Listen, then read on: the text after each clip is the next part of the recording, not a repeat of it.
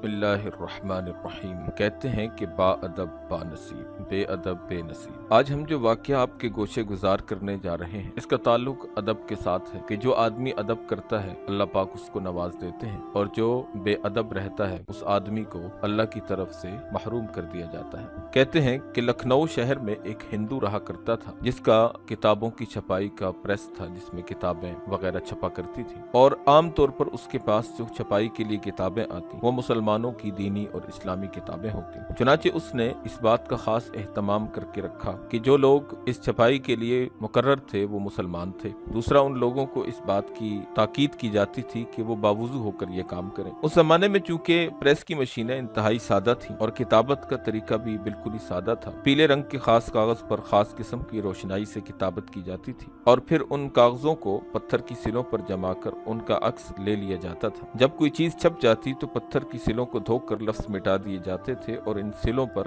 نئے کاغذ جما کر نئی چیزیں چھاپی جاتی تھی۔ اس سلسلے میں اس نیک دل ہندو نے یہ انتظام کیا تھا کہ پتھر کی جن سلوں پر قرآن مجید اور دوسری دینی کتابیں چھاپی جاتی، جب وہ دھوئی جاتی تو ان کا پانی زمین پر نہ گرایا جائے بلکہ مٹکوں میں بھر لیا جائے اور پھر اسے دریا میں ڈال دیا جاتا۔ یہ کام وہ ہندو قرآن حکیم کے ادب کی وجہ سے کیا کرتا۔ ان باتوں کے علاوہ اس نے قرآن حکیم اور دیگر دینی اور اسلامی کتابوں کی چھپائی کی نگرانی کے لیے ایک بڑے درجے کے مسلمان عالم بھی مقرر کر رکھے تھے، اور جب تک ان کی تصدیق نہ ہو جاتی وہ کسی اسلامی کتاب کو چھاپا نہیں کرتے۔ چنانچہ اس واقعہ کو روایت کرنے والے کہتے ہیں کہ کچھ دن بعد میری ملاقات اس ہندو تاجر کے نواسے سے ہوئی تو انہوں نے بتایا کہ میں نے اپنے نانا جان سے سنا کہ جب اس ہندو کا انتقال ہوا تو اس کے مذہب کے مطابق اس کی چتا تیار کی گئی۔ چتا ہندوؤں کا مذہبی طریقہ ہے جس میں وہ مردے کو آگ لگاتے ہیں۔ تو کہتے ہیں کہ جب اس ہندو تاجر کی چتا تیار ہو گئی اور اس کی لاش کو اس پر رکھ دیا گیا، لیکن جب اس کے بڑے بیٹے نے اس آدمی کی، یعنی اس ہندو آدمی کی جس کی پریس میں اسلامی کتابیں اور قرآن حکیم کی چھپائی ہوا کرتی تھی، آگ لگائی، لیکن کئی بار کوشش کے باوجود لکڑیوں میں آگ نہ لگ سکی۔ ہر ایک بندے نے اپنے تئیں بہت کوشش کی، مٹی کا تیل چھڑکا گیا اور جو اسباب اور ذرائع لکڑی کو آگ لگانے کے لیے استعمال ہو سکتے تھے وہ کیے گئے، لیکن لکڑیاں ہیں کہ آگ پکڑتی نہیں۔ ایک عجیب ہی واقعہ تھا۔ تمام وہاں پر مذہبی پنڈت اور ان کے مذہبی رہنما موجود ہیں، ششدر ہیں، حیران ہیں کہ یہ کیا ہو گیا۔ بہرحال پنڈتوں نے یہ فیصلہ کیا کہ آگ تو اس کو جلاتی نہیں، لہٰذا اس کو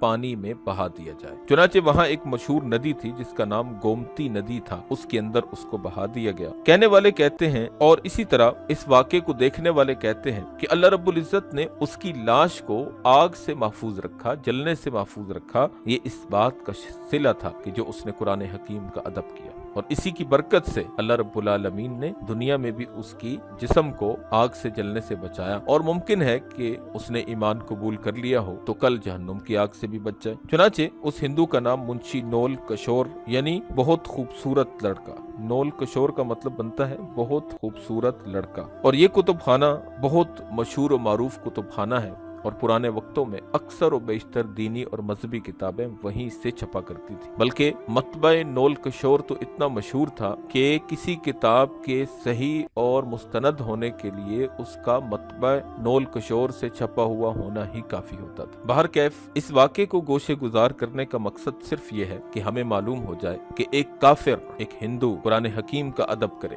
دین کا ادب کرے، اللہ اس کو اتنا نواز دے، تو ایک مسلمان ہونے کی حیثیت سے اگر ہم اپنے دینی شعائر کا ادب و احترام کریں گے تو ذرا سوچئے اللہ رب العالمین کتنا کچھ ہمیں عطا فرمائیں گے، جھولیاں بھر بھر کے عطا فرمائیں گے۔ اللہ رب العالمین سے یہ دعا ہے، اللہ پاک ہمیں ادب کی دولت عطا فرما دے۔